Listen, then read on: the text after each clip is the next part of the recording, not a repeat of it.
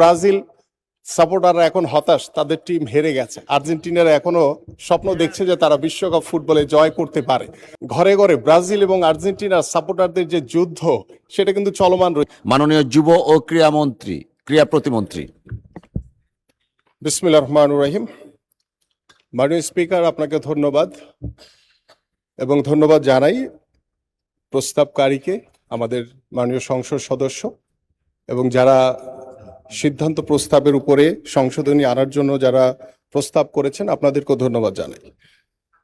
মাননীয় স্পিকার, আপনি জানেন যে বর্তমানে বাংলাদেশে বিশ্বকাপ ফুটবলের জ্বরে আক্রান্ত বাংলাদেশের প্রত্যেকটি সাধারণ মানুষ, বিশেষ করে আমাদের যারা যুব সমাজ, যারা ভবিষ্যৎ প্রজন্ম, তারা অত্যন্ত ঘরে ঘরে কিংবা কোথাও বড় এলইডির মাধ্যমে তারা বিশ্বকাপ ফুটবলকে উপভোগ করছে।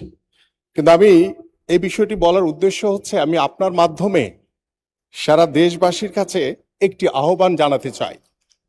আমরা দেখেছি এই বিশ্বকাপ ফুটবলকে কেন্দ্র করে বেশ কিছু সহিংসতা ঘটেছে, বেশ কিছু জায়গায় বিশৃঙ্খলা তৈরি হয়েছে, এবং এখন পর্যন্ত আজকের তথ্য মতে আমার কাছে 10 জন লোক মারা গেছে।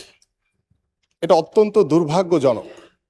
আমি আপনার মাধ্যমে দেশবাসীর কাছে আহ্বান করব, খেলা একটি আনন্দময় একটি বিষয়, এটি নিছক আনন্দ ছাড়া তেমন কিছু না।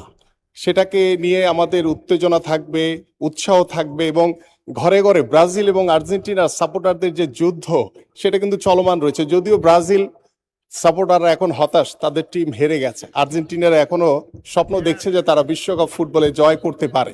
সো বাংলাদেশের প্রেক্ষাপটে ব্রাজিল আর্জেন্টিনা নিয়ে যে উত্তেজনা, যে উৎসব মুখর একটি পরিবেশ, এটি যাতে আনন্দময়ের ভিতরেই থাকে, এটিকে কেন্দ্র করে কেউ ভবিষ্যতে কোনো বিশৃঙ্খলা কিংবা কোনো সহিংসতা তৈরি করে কোনো প্রাণনাশের ঘটনা যাতে না ঘটে, এই জন্য আমি আপনার মাধ্যমে দেশবাসীর কাছে আহ্বান জানাচ্ছি।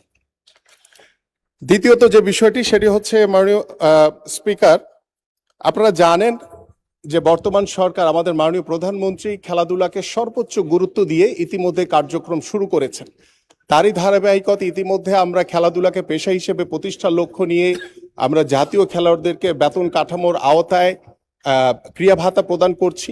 পাশাপাশি আমাদের নতুন করে স্পোর্টস ইতিমধ্যে আমাদের আঞ্চলিক পর্যায়ে শেষ হয়েছে, এবং আমাদের জাতীয় পর্যায়ে এই মাসের, আমাদের জুলাই মাসের 27শে জুলাই আমাদের মাননীয় প্রধানমন্ত্রী ফাইনাল রাউন্ডের সমাপনী ইনশাল্লাহ ঘোষণা করবেন, এবং আশা করছি যে আমাদের 1 জুলাই থেকে ইতিমধ্যে দ্বিতীয় নতুন করে স্পোর্টসের কার্যক্রম শুরু হয়েছে।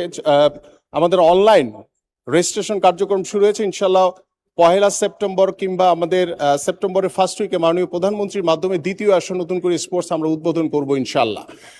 আমরা ইতিমধ্যে আমাদের সিদ্ধান্ত যে আমাদের এই অর্থ বছরে আমরা 10টি স্পোর্টস ভিলেজ নির্মাণ করব ইনশাল্লাহ, এবং সেটি আমাদের 8টি বিভাগ এবং ফরিদপুর এবং কুমিল্লাকে ধরে আমরা 10টি অঞ্চলে 10টি স্পোর্টস ভিলেজ ইতিমধ্যে সিদ্ধান্ত হয়েছে, এবং আমরা আশা করছি যে স্পোর্টস ভিলেজের মাধ্যমে আমাদের খেলাধুলার যে বিকাশ, সেই বিকাশটি আমরা সম্পূর্ণ করতে পারবো। কারণ তৃণমূল পর্যায়ে আমরা খেলাধুলাকে ছড়িয়ে দিতে চাই, এবং খেলাধুলার মাধ্যমে আমরা চাই যে আমাদের ভবিষ্যৎ প্রজন্ম সুস্থভাবে গড়ে উঠুক। আমরা ডিভাইসের আসক্তি থেকে আমাদের সন্তানদেরকে দূরে রাখতে চাই।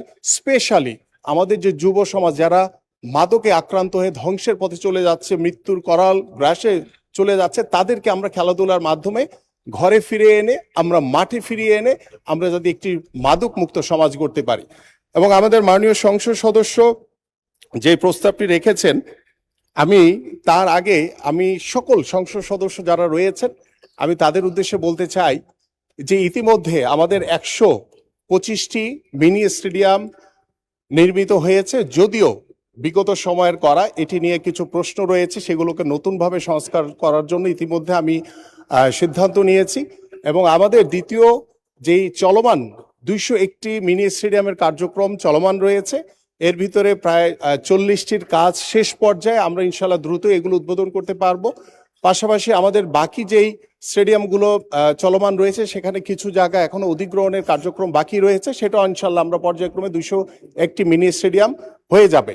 তৃতীয় যেই আমাদের ধাপে যে মিনি স্টেডিয়ামগুলো হবে, সেখানে আমি সংসদ সদস্যদের উদ্দেশ্যে বলতে চাই, যে বিগত সময়ের যে বিষয়গুলো ছিল এখানে যে একদম লোকালয়ের বাইরে গিয়ে তারা চেষ্টা করেছিল যে জাস্ট লামসাম কোনোভাবে তারা স্টেডিয়ামকে মানে নির্মাণ করা, বাট এটি আসলে স্টেডিয়াম হিসেবে ব্যবহারযোগ্য না।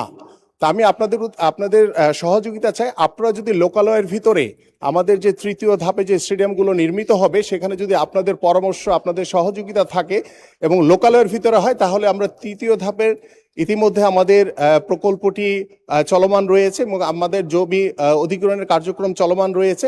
আমরা আপনাদের পরামর্শ নিয়ে সেই তৃতীয় ধাপের স্টেডিয়ামগুলো ইনশাল্লাহ পর্যায়ক্রমে আমরা নির্মাণ করব ইনশাল্লাহ। এবং আমাদের মাননীয় সংসদ সদস্য মালিক সাহেব যেভাবে বলেছেন, তার যে সিলেটের যে বালাগঞ্জ, ইতিমধ্যে এখানে আমাদের 9,51,00,000 টাকা ব্যয় আমাদের মিনি স্টেডিয়ামের কার্যক্রম চলমান রয়েছে। এটি খুব দ্রুতই শেষ হয়ে যাবে।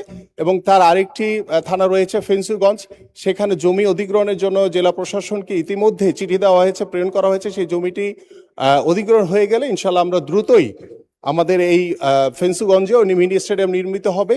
পাশাপাশি আমাদের দক্ষিণ সুরমা এই উপজেলাটি তৃতীয় ধাপে রয়েছে। আমরা সেই জন্য আমরা ইতিমধ্যে আমাদের যে জমি অধিগ্রহণের কার্যক্রম প্রকল্প সেটি চলমান রয়েছে। আমাদের জমি প্রকল্প আমাদের জমি অধিগ্রহণ হয়ে গেলে আমরা ইনশাল্লাহ পর্যায়ক্রমে সেই তৃতীয় ধাপে সেই মিনি স্টেডিয়ামগুলো আমরা নির্মিত করব ইনশাল্লাহ। এবং সর্বশেষ আমি যে বিষয়টি আপনার সামনে উল্লেখ করতে চাই যে আমাদের ঢাকা সহ সারা বাংলাদেশে আমাদের বিভাগীয় অঞ্চলে বেশ কয়েকটি বিকেএসপি রয়েছে, আপনারা জানেন। স্পেশালি আমরা স্পোর্টসকে যেহেতু আমাদের পাহাড়ি অঞ্চলে আমাদের রাঙামাটি এবং আমাদের ময়মনসিংহের যে কলসিন্দুর যে ধুবাউড়া ওই অঞ্চলকে আমরা প্রাধান্য দিয়ে এইখানে দুটি আমরা বিকেএসপি করার একটি সিদ্ধান্ত নিয়েছি। পাশাপাশি আমাদের ঝিনাইদহতে একটি বড় একটি জায়গা আমরা দেখেছি, সেখানেও আমরা একটি বিকেএসপি করার একটি সিদ্ধান্ত আমরা নিয়েছি। সো আমি আশা করি যে আমাদের যারা সংশোধনী দিয়েছেন আমরা সবাই, আমরা যেহেতু এটি চলমান প্রক্রিয়া, সো আমাকে এবং আমাদের মাননীয় প্রধানমন্ত্রীর নির্দেশে ইনশাল্লাহ আমরা প্রথম ধাপে যেগুলো হয়েছে, দ্বিতীয় ধাপে যে কাজগুলো চলমান রয়েছে 201টি স্টেডিয়ামের, এবং তৃতীয় ধাপে যে 121টি স্টেডিয়াম নির্মিত হবে, সেই স্টেডিয়ামের নির্মাণগুলো ইনশাল্লাহ আমরা পর্যায়ক্রমে শেষ করবো ইনশাল্লাহ। সো আমি আমাদের যিনি প্রস্তাব রেখেছেন আমাদের মাননীয় সংসদ সদস্য, তার সিদ্ধান্ত প্রস্তাব প্রত্যাহারের জন্য আমি বিনীত অনুরোধ করছি। ধন্যবাদ মাননীয় স্পিকার।